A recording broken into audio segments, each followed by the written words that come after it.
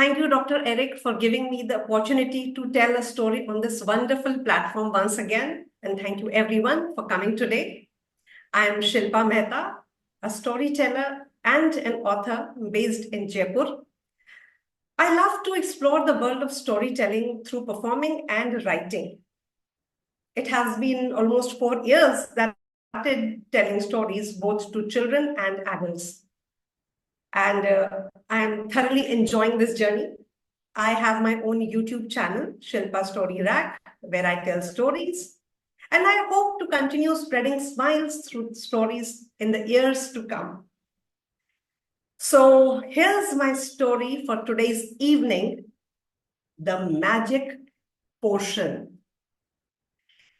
The young bride was wearing bangles in her hands, rings on her fingers, and chum, chum, chum, anklets around her ankles. Oh, her husband's eyes were on her. She completely besotted him. But her mother-in-law, she had a cold behavior towards her because the young bride was not her choice.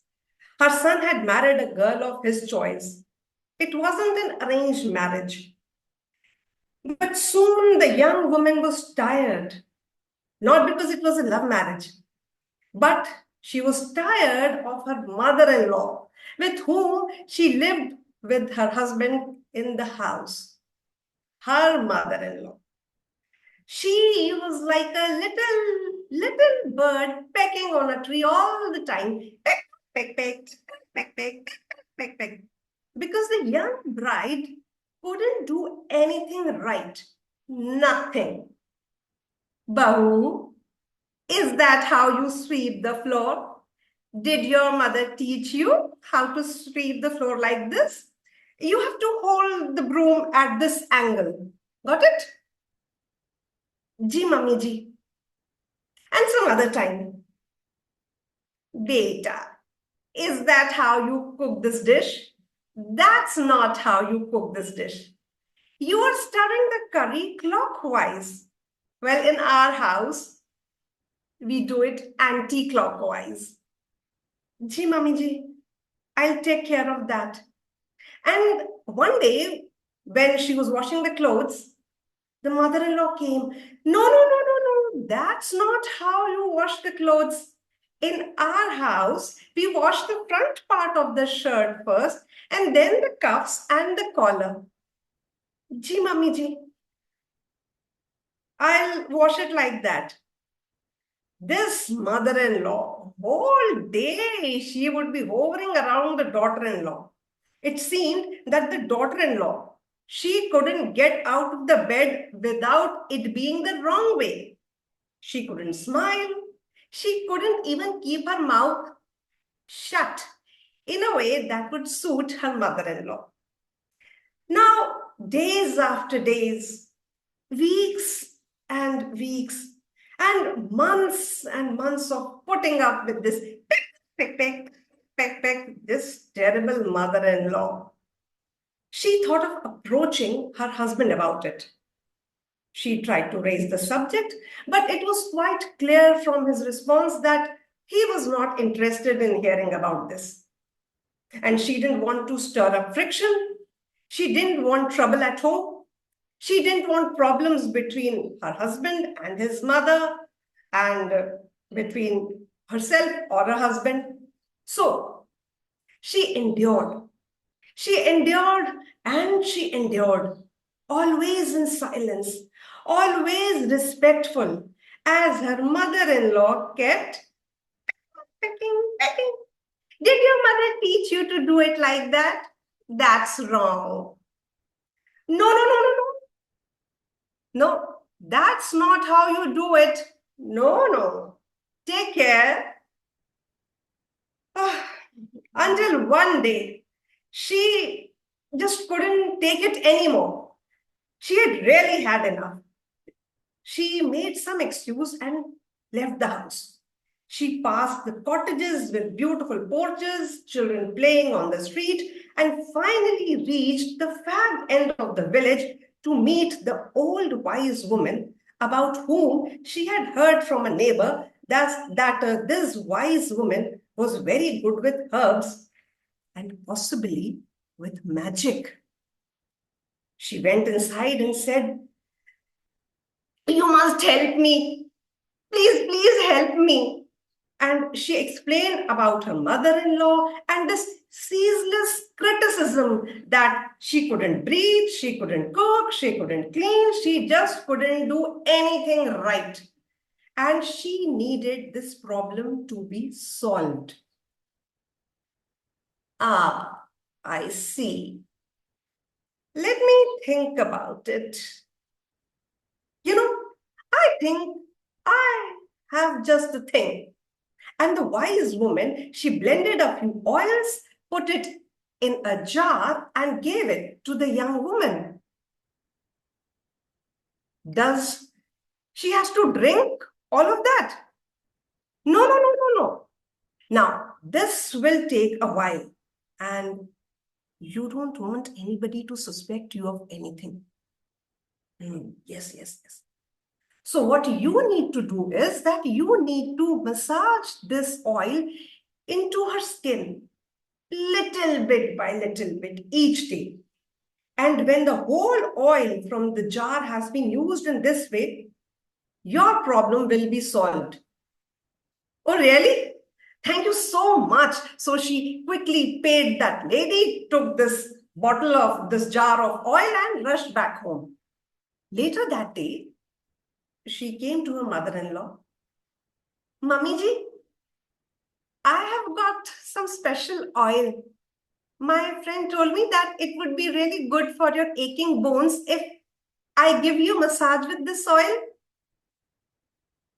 Oh, well, I do have aching bones. I'll have that massage. I hope you know how to massage. And while the daughter-in-law was massaging, the mother-in-law was doing her job. Yes, criticizing.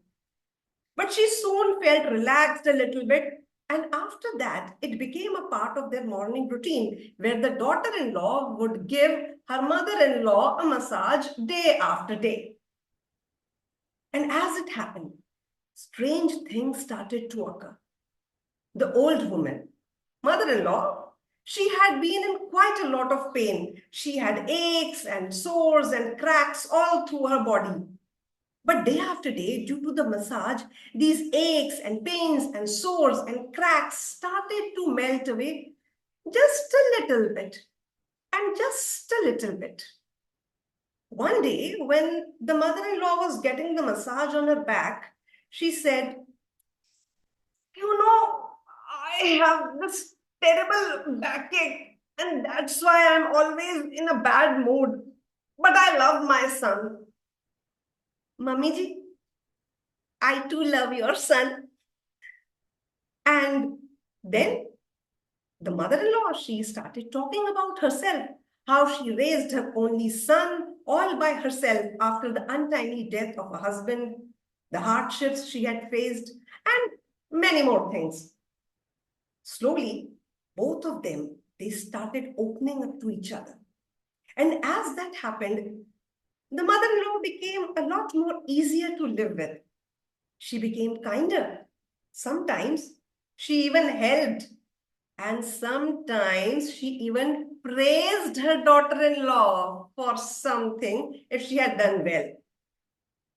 Now the days went by, the weeks went by, and this young woman who had been so tired felt her energy back. Then one day, when she was about to give the massage, she looked at this great jar of oil and she saw that there was very little bit of oil left in the bottom of the jar.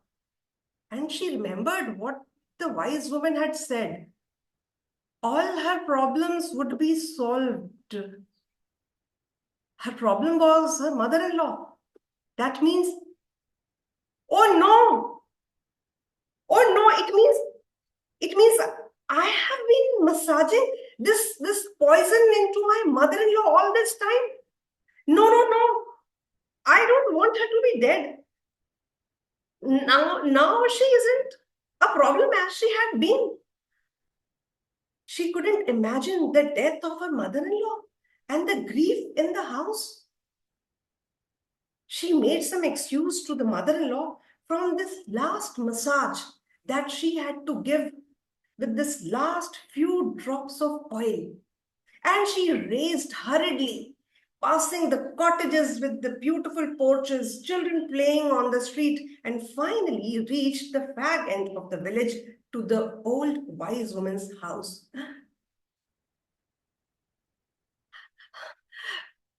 Please, please, I beg you, I beg you, please help me, please, can you give me something? Can you give me anything to leach the poison out of my mother-in-law? It was a mistake. It was a terrible, terrible mistake. And I have used almost all of the oil. Please, can you break the spell? I beg you, please do something. Who said that there's poison in that oil? But but you said that all my problems would be solved if I massage my mother-in-law with that oil with some special ingredient.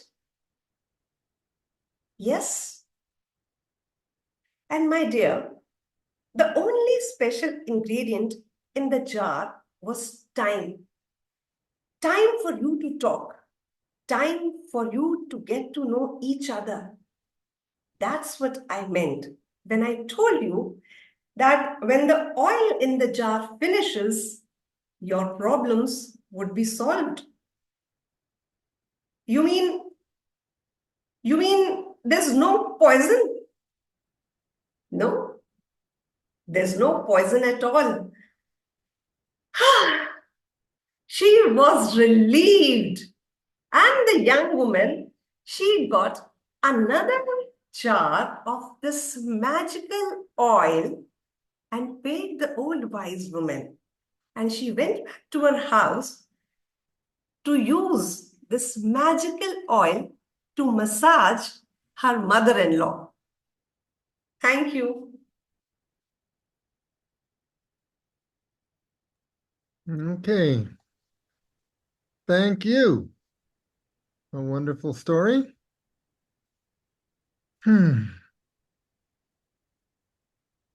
Anybody, any thoughts, comments, questions? Regina, I saw you smiling the whole time.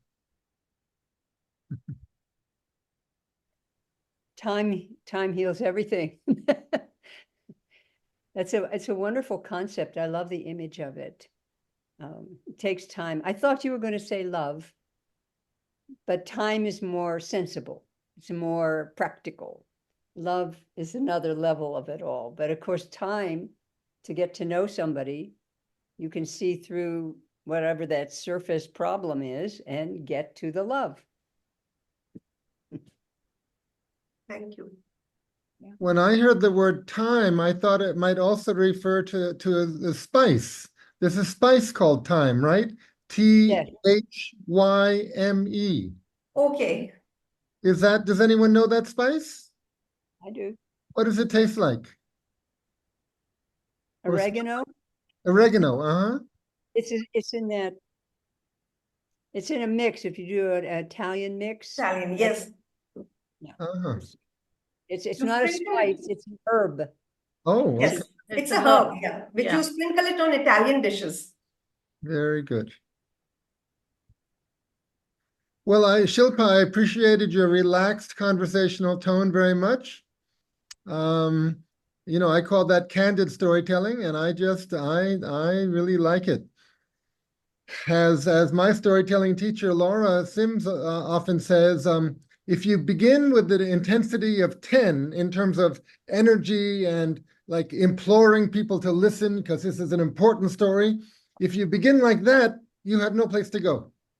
So it's really best to start just telling in a very calm way and let the drama build. I always find that a story provides its own momentum, its own drama.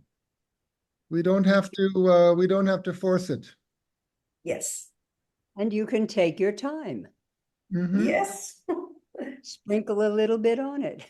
mhm. Yeah. That moment where you leaned forward and spoke softly, you know, said, actually, it's magic involved. That was very effective. Thank I wanted to echo that. I think you used your moments of intimacy with the camera really nicely, Shilpa. Thank you, Barry. Thank you so much coming from you. Oh, Yeah. but I have a question for you, and Yeah. that is, and this is something I deal with as well because I wear glasses to see. But do you need to wear your glasses to tell? I have found I've gotten in the practice that when I'm telling on Zoom, I'll take my glasses off. I can't see my audiences clearly, but I feel like they can see me better. And that might be something to think about because your face is so expressive. But I'm aware of the reflection in the glasses. So I just Yeah. wonder, do you feel like you need, and I'd love to see what do you look like without them? Actually should be Yeah. full of oil. I Oh my think I goodness. use more of my eyes, like, Mm. and you don't Yeah, want yeah. anybody to know about it, Hot water. right? So something like that. I think I use more of my eyes, but that's a very good suggestion. So from Think next about time if you don't onwards, need them when you, yeah, wear them every other time, but once you yeah. tell, you might want to take them off. Yes. Thank you so much. Yeah. I like the glasses. So I'll put them on. I also take off the Eric and glasses because they tend to reflect the light back. It's almost like you got two light bulbs on in your eyes. True. So it's That's better true. to take them off. Mhm.